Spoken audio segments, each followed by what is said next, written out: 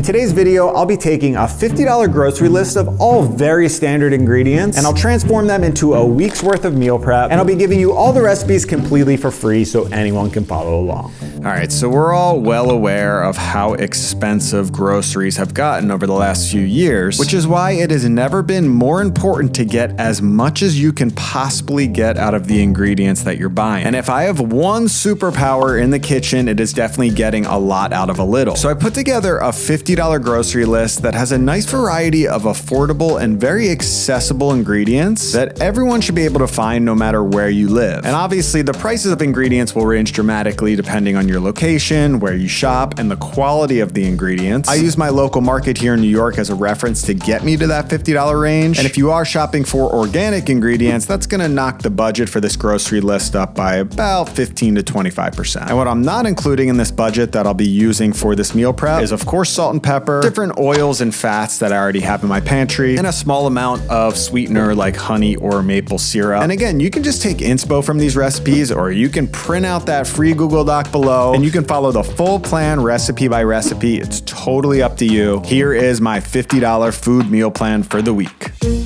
Now, the absolute best bang for your buck in the entire grocery store is a whole chicken. There's just a crazy amount of meals we can get from this whole bird. But of course, you're not saving any money if you can't do a little butchering, which is probably familiar with some and scary for others. But if you're a beginner, I've got your back with what I think is the easiest possible way to break down a chicken. The first cut you're gonna make is right between the seams of the breast and the legs. And then I'll just open the joints a little so the bird lays nice and flat, which will make the rest of the butchering much more seamless. Then I flip the bird over and you can just draw imaginary lines with your finger right between the thigh and the backbone. You'll feel a natural seam in there, and once you have that mapped out, just slowly follow that seam with your knife. And when you are breaking down a chicken, you're always looking to cut between the sockets and joints and cartilage. You never want to be going through direct bone. So if something feels hard to cut and is giving you resistance, just wiggle your knife a little bit and find a new spot until your knife can cut through much easier. Now, once those legs are removed, I'll separate the thigh from the drumstick right at the joint. Then I'll remove the thigh bone, which is optional, but I like to do this for more flavor in my broth. Then I'll simply slice off the wings and I'll break those down into the 3 pieces. And finally, I'll make a slice right down the backbone, and I'll slowly simultaneously be cutting and peeling away that breast until it's fully removed. And remember, if you're new to this, it shouldn't be perfect the first time or even the second or even the 10th time. Repetition of this process will get you more comfortable and build those skills. And the worst case scenario is maybe you have some more meat on the carcass or some uneven cuts. It's really not a huge deal. So I've got all my prime cuts, which I'll pop on a paper towel to remove any excess moisture. And immediately into my air fryer goes that carcass, the thigh bones, the wing tips, and any extra skin. And I'll air fry those pieces for about 20 minutes. And in the meantime, to make prep really simple, I'm just gonna season up all of those prime cuts together with salt and pepper. Then I'll flip them over and season the other side. And I want the skin side up because I'm actually gonna put all of this chicken in the fridge uncovered overnight, which is going to, one, dry out the skin so it gets super crispy, but it will also give that salt time to dry brine the chicken, which will not only season it, but also help tenderize it. And we'll get back to that chicken tomorrow.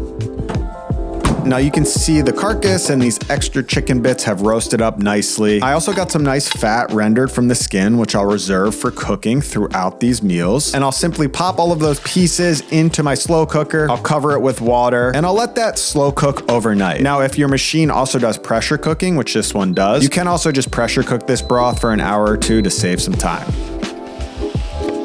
Now, before I pack up for the day, I'm just gonna bang out some pancakes for breakfast. I'll mash up 3 of the 4 bananas in a bowl until they're nice and smooth. And for every 1 banana I use, I'm cracking in 1 egg. And I'm using about half the container of this little yogurt. I'm adding some homemade vanilla extract. I'll first whisk up all of the wet ingredients, and I'm gonna add in some flour and baking powder to create my batter.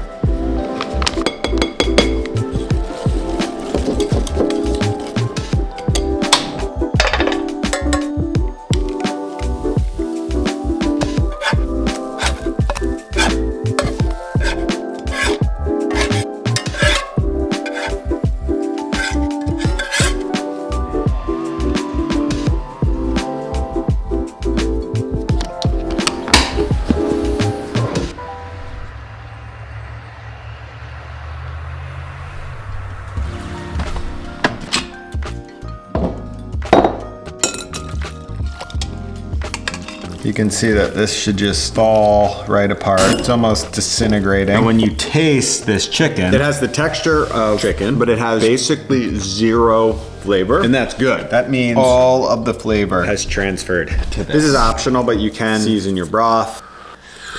This is very neutral, no aromatic flavor in here. But what this represents for all of my meals is body and nutrients. Such a deep, rich, roasted chicken flavor, ready to go. So I'll let it cool and I'll package it up. All right, so now that the pressure cooker is freed up, I'm actually going to cook the entire package of lentils in one go, which will really help speed up my meal prep moving forward. This package is around 2.5 cups of lentils, and I'll add in equal parts chicken broth and water, and just a little bit of whole ginger and garlic. I'm keeping these lentils pretty neutral since I'm going to be using them in a variety of different ways.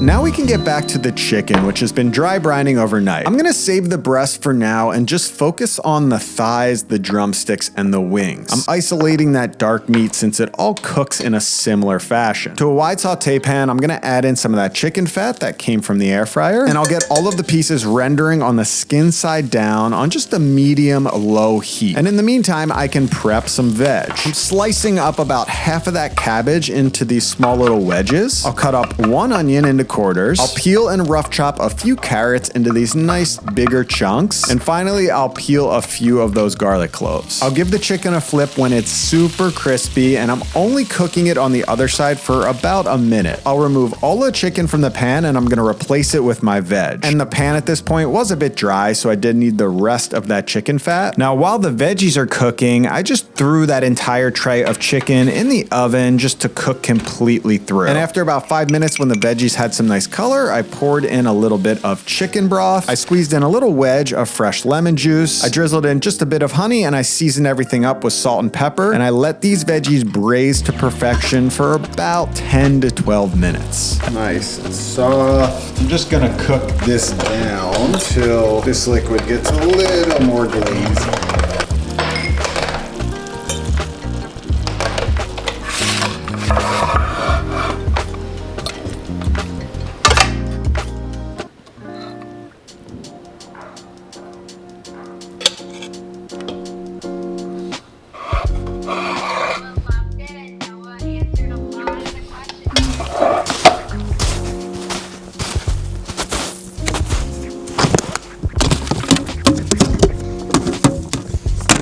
I honestly feel like I'm living in Alaska. It snowstormed maybe 3 weeks ago, and it's been so cold that all of this snow froze and just stayed here for about 3 weeks. I mean, it's melting a little bit now, but it's virtually made it impossible to do any type of chores around the homestead, or at least it just makes things much more difficult. But one thing that is very cool, I'm gonna show you right now. This right here is the new climate battery greenhouse. Although it was not the best year to plant little baby trees, considering it's been so cold, the citrus trees are holding up. This is a Meyer lemon. This is really exciting. These are kumquats, and they're actually starting to ripen a little bit. I see a little bit of color coming in. So even just being in here, kind of outside, is nice. It's about 60 degrees in here, and I'm just very excited to see what happens to these trees, all citrus and different tropical trees, now that we're getting more sun and it's starting to warm up a bit.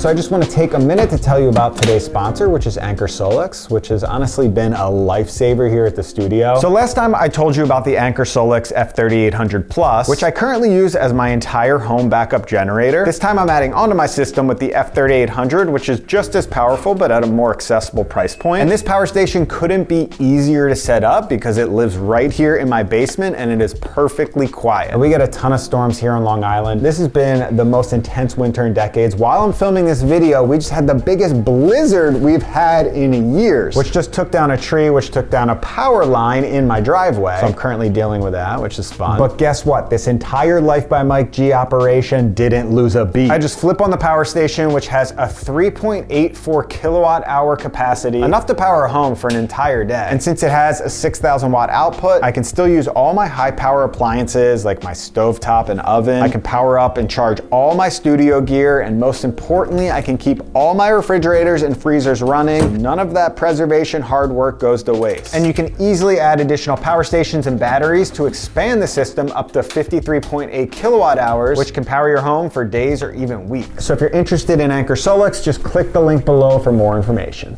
Now, I've already been enjoying those lentils with the chicken and veggie dish I just made, but let's utilize them in some more creative ways by making a lentil cracker. To a food processor, I'm gonna add in a bunch of the cooked lentils. You can see I still have a good bit left for other recipes. I'll add in 3 of my eggs, some salt to season, and a garlic clove. And I'll just pulse that together until it's very nice and smooth. That's actually really good. Just lentils, garlic, salt. Oh yeah, there's eggs in it. I'm eating raw eggs. Wow. Still damn good. I'm gonna add some flour to bind it up.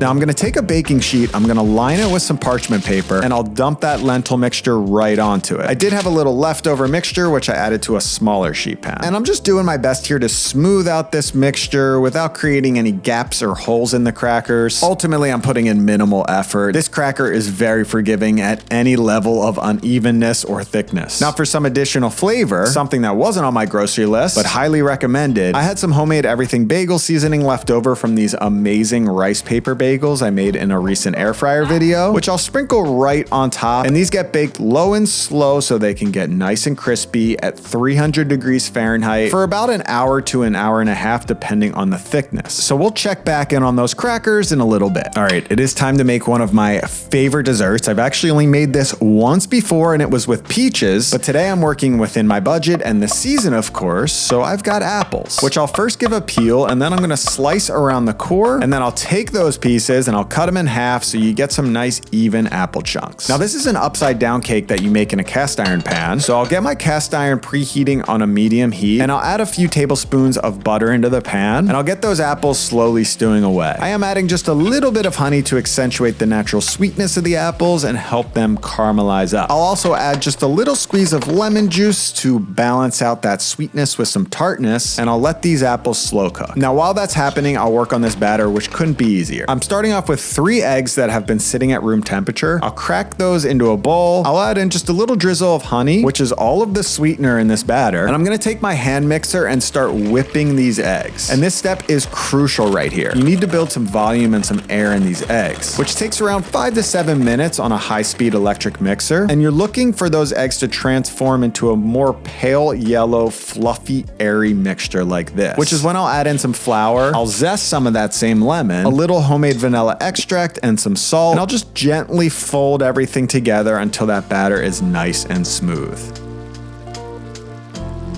Now these apples have been cooking for about 10 minutes. They're just lightly stewed. They don't need to be super soft since they're gonna bake in the oven. And I'll pour that batter evenly over all of those apples. And this puppy goes in the oven at 350 degrees Fahrenheit, which conveniently was the same exact temperature my crackers were cooking at. And it needs to cook for just about an hour until that cake is perfectly spongy and cooked through. All right, so just from cooling, you can see a lot of this has already released from the side, which is a very good sign. I am just gonna run my knife around just for that extra shebang. All right, so I've only done this one other time with the peach turnover. Very similar recipe, and it worked, surprisingly. I did freestyle this one a little bit. We'll see. Sha! Oh my God. Oh, fuck. Oh no. The one freaking apple. Are you kidding me? I'm gonna place him back so gently. There you go. It's like it was always there. So last time I made this with almond flour and peaches, and I said it was, I think, my favorite cake I've ever made. For some reason, I haven't made it again since now. But clearly, this recipe is customizable with the flour you use and the fruits. It's like a sponge cake, but it only has like 3 ingredients in that crust. If I had some ice cream in this challenge. Oh wait, yes. I've got a little bit of this yogurt left. I might just eat it on this spatula. What in the hell is that? You can't be serious with that. The apple and the cake are both soft, so they create almost one texture. I remember last time, I could not stop eating this. And what's great is there's very little sugar in it. You can make it gluten-free very easily, and it's so easy. Wow. That's better than the peach. If you make one thing from this entire video, make this and report back to me.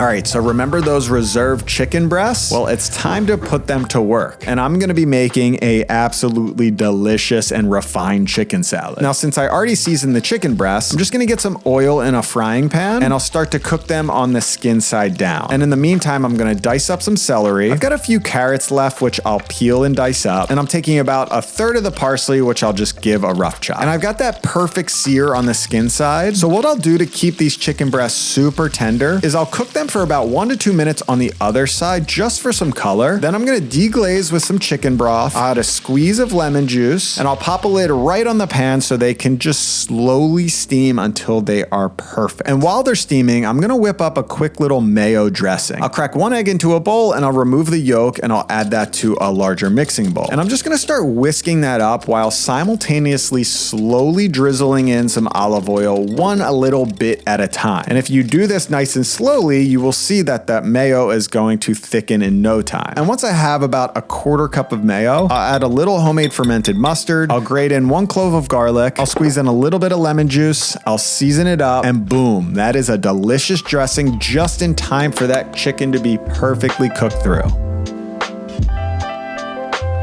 All right, we're going for about 160. Oh yeah! I just completely guessed on the timing. Sometimes things work out. Oh yeah, lemon chicken goodness.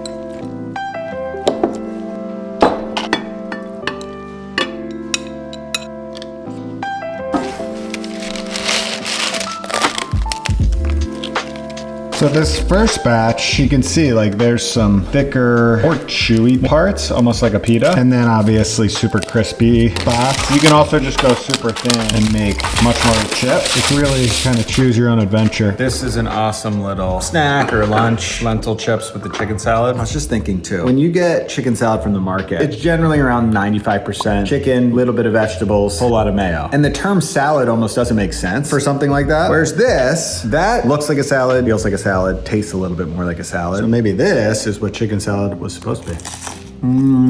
That's wonderful. Those lentil chips taste like pita chips, yet they're like 80% lentils. That's crazy.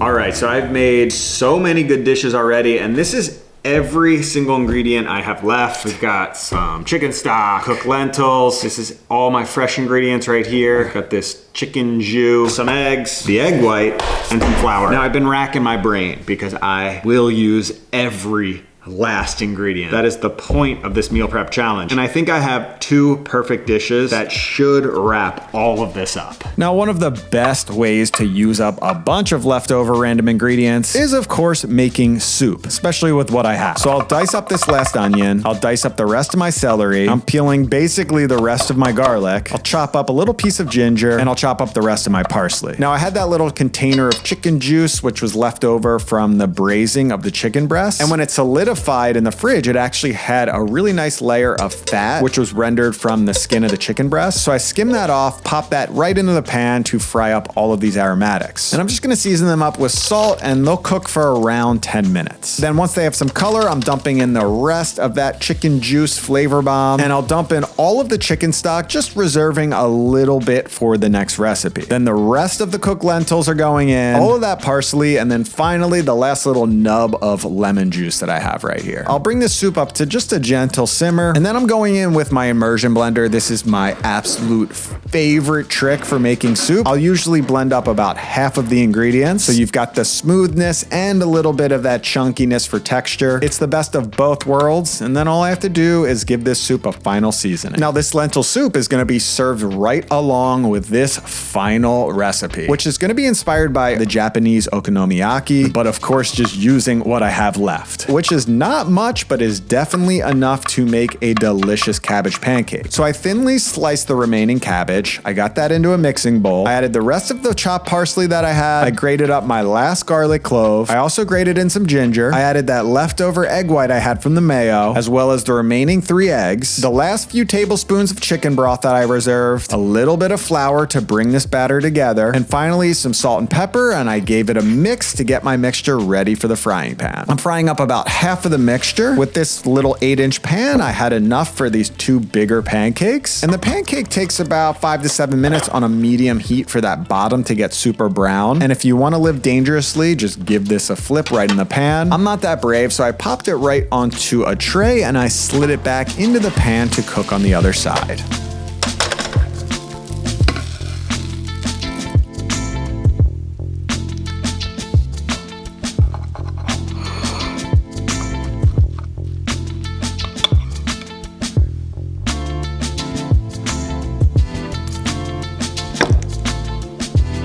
So unfortunately, I have failed the challenge. I've got a little bit of chicken stock, a knob of ginger, a little piece of cabbage, and a banana, which I'll eat for dessert, but I think I did pretty damn good. I mean, I am very satisfied with the amount of food, with the creativity, the lack of waste, and just overall how delicious everything was. And I got a final little shebang here.